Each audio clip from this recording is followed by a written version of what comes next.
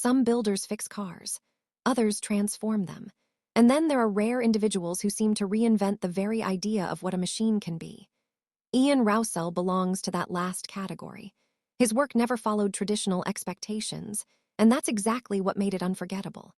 On screen, he appeared calm, almost effortless, cutting through metal as if he already knew the final result before anyone else could even imagine it. But behind that quiet confidence was a story built on years of struggle, risk, and relentless pressure. What audiences saw as natural talent was actually the result of a lifetime spent pushing limits. His journey didn't begin in a polished garage or a television studio. It started in a much simpler place, where curiosity mattered more than comfort and where mistakes were part of learning, not something to hide.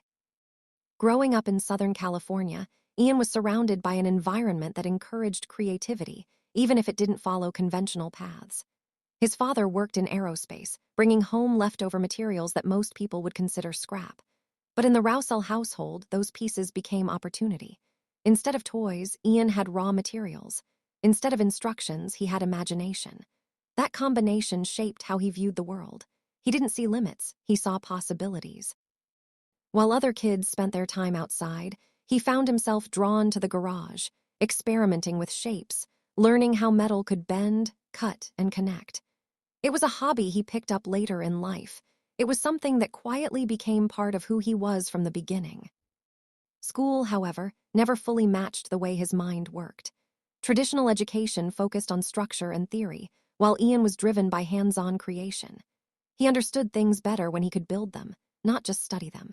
By the time he reached graduation, it was already clear that his future wouldn't follow the usual path. While others planned college and careers, Ian parked a half-finished custom truck outside, making a statement without saying a word. He even turned down opportunities that many would consider essential, choosing instead to learn directly through experience. For him, real knowledge came from doing, failing, and trying again. The early years of his career were far from glamorous. There was no steady income, no guarantee of success, and often no clear direction. At times, he lived inside his own workshop, balancing survival with ambition. Every project mattered, not just as a job, but as a chance to refine his craft. Those years forced him to develop resilience. He learned how to adapt, how to solve problems under pressure, and how to keep going even when things didn't work out.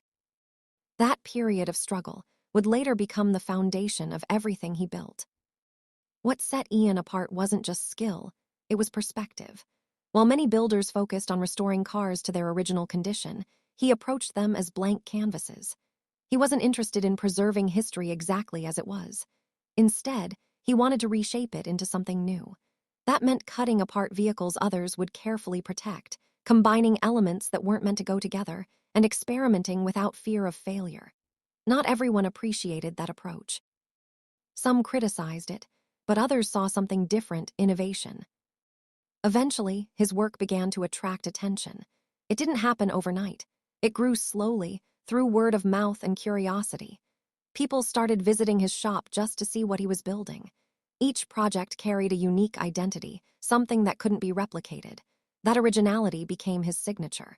Customers who wanted something unconventional found their way to him, and with every completed build, his reputation grew stronger. A major turning point came when one of his creations appeared at a prominent car show. It stood out immediately, not because it followed trends, but because it ignored them entirely. People gathered around it, trying to understand how it had been built. That moment marked a shift. What had once been a personal style was now becoming recognized as something bigger. Interest expanded beyond local circles, reaching collectors and enthusiasts from different parts of the world. As demand increased, so did expectations. Every new project carried more pressure than the last. What had once been driven purely by curiosity was now tied to reputation. Success brought opportunities, but it also brought responsibility. Clients expected innovation, audiences expected creativity, and maintaining that level of output required constant effort. The work didn't slow down, it intensified. When television entered the picture, everything changed again. The idea of showcasing his work to a wider audience seemed like a natural step, but television operates on its own rules. Production schedules, Deadlines and structured storytelling became part of the process. What had once been organic now had to fit within a framework. That shift wasn't immediately obvious to viewers, but it changed the rhythm of his work significantly. The show itself stood out from others in its genre. Instead of drama and conflict, it focused on craftsmanship. Instead of loud personalities, it highlighted quiet concentration. That difference resonated with viewers. They weren't just watching cars being built, they were watching a process unfold. It felt authentic. And in a space often dominated by exaggeration, that authenticity became its strength.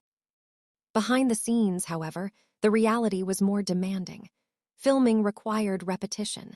Scenes had to be captured from multiple angles. Explanations needed clarity. What looked simple on screen often required hours of work off camera.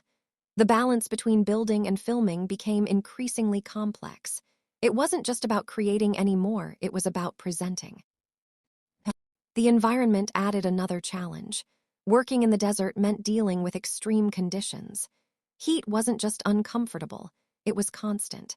Combined with heavy equipment and long hours, it created a physically demanding routine. What had once been manageable became exhausting over time. And unlike a typical job, there were few breaks. Long production days became the norm. The body can handle stress for a while, but not indefinitely. Over time, the strain builds. It doesn't always show immediately. It appears gradually, in fatigue, in slower recovery, in moments when the body simply refuses to continue. For someone used to pushing through, recognizing those limits isn't easy. Eventually, that pressure reached a breaking point. During one intense period of work, the physical toll became impossible to ignore. What had once been endurance turned into risk. The situation forced a realization: continuing the same way wasn't sustainable. It wasn't just about finishing projects anymore. It was about health. At the same time, personal loss added another layer of emotional weight. The workshop wasn't just a place of work, it was a space filled with memories. Losing a constant presence within that environment changed its atmosphere. It made everything feel heavier. And sometimes, those emotional moments carry as much impact as physical challenges. With everything combined, fatigue, pressure, and personal loss, a difficult question emerged. Was the success worth the cost? It wasn't a simple decision. Walking away from something established is never easy, but continuing under the same conditions wasn't an option either. Something had to change. The choice to step away wasn't dramatic. It wasn't fueled by conflict or controversy. It was quiet, deliberate, and necessary. Ending a successful chapter on his own terms allowed him to regain control. Instead of being driven by schedules, he could return to working at his own pace. That transition opened the door to something new. Without the constraints of television, creativity could flow more naturally again. Projects could take the time they needed. Mistakes didn't have to be hidden. They could become part of the process. That shift brought back a sense of freedom that had been missing.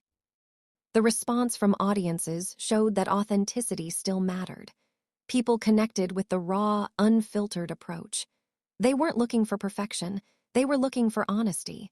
And in many ways, that connection became stronger than what traditional media had offered. In the end, Ian Roussel's story isn't just about cars. It's about balance between passion and limits, success and sustainability, creation and well-being. His journey shows that even the most driven individuals have to recognize when to step back. Because sometimes, the strongest decision isn't pushing forward, it's choosing a different path.